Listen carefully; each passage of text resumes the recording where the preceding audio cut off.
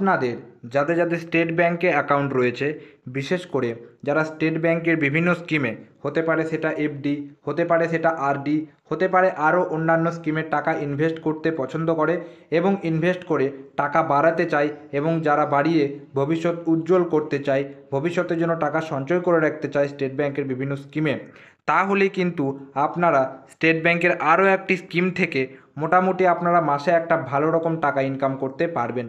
একটা উদাহরণের সাহায্যে আমরা বলি যে এখানে কিন্তু আপনারা মাসে মাসে 5,833 টাকা কিন্তু ইনকাম করতে পারবেন।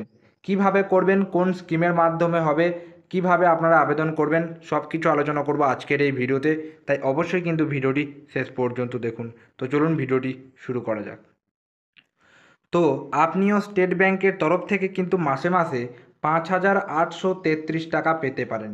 এটার জন্য যে স্কিমে আপনাকে ইনভেস্টমেন্ট করতে হবে সেই স্কিমটির নাম হচ্ছে অ্যানুইটি ডিপোজিট স্কিম। এই স্কিমটির আরও একটা নাম হচ্ছে এমআইএস অর্থাৎ মান্থলি ইনকাম স্কিম। এই স্কিমের মাধ্যমে কিন্তু আপনি এখানে কিন্তু একটা ইনকাম করতে পারবেন। কিভাবে ইনকাম করতে পারবেন? এখানে আপনি মাসে মাসে একটি নির্দিষ্ট আয় পাবেন। সেটা কিভাবে অবশ্যই জানবো, তার আগে আপনি এখানে জেনে নিন যে এই স্টেট ব্যাংক অ্যানুইটি ডিপোজিট স্কিমটা কী জিনিস, বা স্টেট ব্যাংক অর্থাৎ এসবিআই যে এমআইএস মান্থলি ইনকাম স্কিম এই জিনিসটা কী। তো এখানে ব্যাপারটা হচ্ছে কি, মানে যে সমস্ত ব্যক্তিদের রোজগার, মানে রোজগারের রাস্তা একটাই, মনে করুন কেউ জব করে, কেউ কোনো চাকরি করে, একটাই রোজগারের রাস্তা আর কি, আর কোনো রাস্তা নেই। তো সেক্ষেত্রে এখানে কিন্তু স্টেট ব্যাংকের তরফ থেকে একটা স্কিম প্রদান করা হচ্ছে, সেই স্কিমের নাম হচ্ছে এসবিআই অ্যানুইটি ডিপোজিট স্কিম। এই স্কিমে বিনিয়োগ করে আপনি কিন্তু প্রত্যেক মাসে একটা নির্দিষ্ট পরিমাণ আয় বা নির্দিষ্ট পরিমাণ টাকা কিন্তু আপনি আপনার ব্যাংকে পাবেন। এই ধরনের স্কিমকে, অর্থাৎ এই যে স্কিম, এই স্কিমটাকে মাসিক আয় পরিকল্পনা বা এসবিআই মান্থলি ইনকাম স্কিমও বলছে। এতে কি হয়, আপনি এফডিতে যেমন একসাথে মোটা টাকা রাখেন নির্দিষ্ট সময়ের জন্য, এখানেও আপনাকে কিন্তু একটা মানে মোটা টাকা একটা নির্দিষ্ট সময়ের জন্য কিন্তু এখানে রাখতে হবে। এই স্কিমের আন্ডারে আপনাকে কিন্তু রাখতে হবে। মনে করুন আপনি এফডিতে 10 লাখ টাকা রাখেন, কথার কথা বলছি আপনাকে, তো এখানেও একটা মোটা টাকা আপনাকে কিন্তু রাখতে হবে। তবে এখানে কিভাবে আপনি টাকাটা পাবেন, সেই টাকার বিনিময়ে, সেই টাকা বিনিয়োগ করলে সেই টাকার বিনিময়ে যে সুদ হয় মাসে মাসে, সেই সুদটা আপনার অ্যাকাউন্টে, সেভিংস অ্যাকাউন্টে ক্রেডিট হয়ে যাবে। আশা করি ব্যাপারটা বোঝাতে পারলাম। আমি একটু ভালো করে বুঝিয়ে দিই। মনে করুন আপনি এফডিতে টাকা রাখছেন, কথার কথা বলছি, আপনি 5 বছরের জন্য টাকা রাখছেন। আপনি রাখলেন 4 লাখ টাকা, কথার কথা বলছি আমি, মানে ধরে নিন। এবার 5 বছর পরে সেটা আপনার বেড়ে দেখা গেল আপনার 5 লাখ টাকা বা 5.5 লাখ টাকা হলো, 5.5 লাখ টাকা হলো, সেই 4 লাখ টাকাটা বেড়ে সুদ সমেত।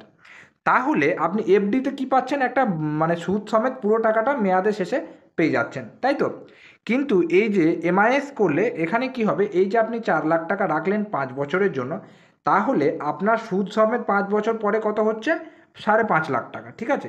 তাহলে বাকি যে 1.5 লাখ টাকা সুদ আপনি পাচ্ছেন, ঠিক আছে, টোটালি যে সুদটা, সেই সুদটা এখানে কিন্তু 5 বছর, অর্থাৎ 12 মাস, 5 বরং 60 মাস, প্রত্যেক মাসে ক্যালকুলেট করে, অর্থাৎ 60 মাসে কত হচ্ছে সেই টাকাটা কিন্তু মাসে মাসে আপনি একটা অ্যামাউন্ট পেতে থাকবেন। প্রত্যেক মাসে মাসে সুদটা কিন্তু আপনার সেভিংস অ্যাকাউন্টে ক্রেডিট হতে থাকবে, যেটা আপনি এফডিতে একসাথে সুদ সমেত টাকাটা পান, আর এখানে সুদটা আপনার মাসে মাসে ক্রেডিট হতে থাকবে আপনার সেভিংস অ্যাকাউন্টে। এটাই হচ্ছে এই এমআইএসের সিস্টেম। ব্যাপারটা আশা করি বোঝাতে পারলাম। তবে এখানে আপনাকে এমন টাকা রাখতে হবে, অর্থাৎ এমন পরিমাণ টাকা রাখতে হবে যাতে আপনি কিন্তু সেই মাসে সুদ পেয়ে সর্বনিম্ন আপনি মাসে 1,000 টাকা সুদ পান, ঠিক আছে? তবেই কিন্তু আপনি সেখানে সেই পরিমাণ টাকা আপনাকে এমআইএসে রাখতে হবে। অর্থাৎ ব্যাপারটা কীরকম, মনে করুন ধরে নিলাম আপনার 2 লাখ টাকা রাখলে আপনি মাসে মাসে 1,000 টাকা করে সুদ পাবেন এই স্কিমের ওপর। তাহলে মিনিমাম 2 লাখ টাকা আপনাকে রাখতে হবে যাতে আপনি 1,000 টাকা করে প্রত্যেক মাসে মাসে সুদ পান। আপনি 1,000 টাকা করে প্রত্যেক মাসে মাসে সুদ পাওয়ার জন্য যত টাকা রাখা দরকার মিনিমাম তত টাকা কিন্তু আপনাকে এখানে ডিপোজিট বা ইনভেস্টমেন্ট করতে হবে। এটা হচ্ছে সোজা সাপটা কথা। এবার এখানে আরেকটা জিনিস বলে দিই, এখানে যে ম্যাক্সিমাম লিমিট কত আপনি রাখতে পারবেন তার কোনো সীমা নেই, আপনি কিন্তু যত খুশি এখানে টাকা রাখতে পারবেন। স্টেট ব্যাংকের ফিক্সড ডিপোজিটের সুদের সমান স্টেট ব্যাংকের ফিক্সড ডিপোজিটের সুদের সমান সাধারণ গ্রাহকদের এবং প্রবীণ নাগরিকদের এই স্কিমে সুদ দেওয়া হয়। অর্থাৎ স্টেট ব্যাংকে আপনি ফিক্সড ডিপোজিটে যে সুদটা পান, এই এমআই স্কিমে বা অ্যানুইটি ডিপোজিট স্কিমেও কিন্তু সেম পরিমাণে সুদই আপনি কিন্তু পাবেন। তবে এই যে এমআইএসে এখানে 2 থেকে 3 বছরের জন্য যদি আপনি ইনভেস্টমেন্ট করেন, অর্থাৎ 2 থেকে 3 বছরের মধ্যে যদি ইনভেস্টমেন্ট করেন, তাহলে এখানে সবথেকে বেশি সুদ আপনি পাবেন। যদি সাধারণ নাগরিক হয়ে থাকেন তাহলে সেক্ষেত্রে আপনি 7% সুদ পাবেন। প্রবীণ নাগরিক হয়ে থাকলে 7.5% সুদ কিন্তু আপনি এখানে পাবেন 2 থেকে 3 বছরের মেয়াদের জন্য। এবং যদি আপনি 5 থেকে 10 বছরের মেয়াদের জন্য করেন তাহলে এখানে আপনি পাচ্ছেন সাধারণ নাগরিকরা 6.5%, প্রবীণ নাগরিকরা 7%। এই যে এমআইএস বা অ্যানুইটি ডিপোজিট স্কিম এর সম্বন্ধে যদি আপনি আরও ডিটেলসে জানতে চান অবশ্যই কমেন্ট করবেন, কমেন্টে আমি বোঝানোর চেষ্টা করব। তো এবার চলুন আমরা একটা উদাহরণ, প্রত্যেক সময় আমরা একটা ধারণা তৈরি করার চেষ্টা করি, তাই এই অ্যামাউন্টটা অতটা আপনারা ভাববেন না যে এই টাকাটাই পাবেন। আপনি যদি বেশি টাকা রাখেন তার বেশি পাবেন, কম টাকা রাখেন কম পাবেন, এটা হচ্ছে কথা। তো একটা উদাহরণ এখানে রয়েছে, আপনারা দেখে নিই, পড়ে নিই, তাহলে ব্যাপারটা বুঝতে পারবেন। এই যে এসবিআই অ্যানুইটি ডিপোজিট স্কিমে বিনিয়োগ করে আপনি প্রতি মাসে পরিমাণ অর্থাৎ নির্দিষ্ট পরিমাণ আয় পাবেন। এবার বলছে ধরে নিন এই স্কিমে 10 লক্ষ টাকা বিনিয়োগ করেছেন 2 বছরের জন্য। এখানে 2 বছরের জন্য বিনিয়োগ করার মূল কারণ হলো এই মেয়াদে সবচেয়ে বেশি সুদ পাওয়া যায়, যেটা আগে আপনাদেরকে বললাম 2 থেকে 3 বছরের মেয়াদে সবথেকে বেশি সুদ পাওয়া যায়। তাহলে আমি ধরে নিলাম আপনি 10 লাখ টাকা এখানে কিন্তু রাখছেন।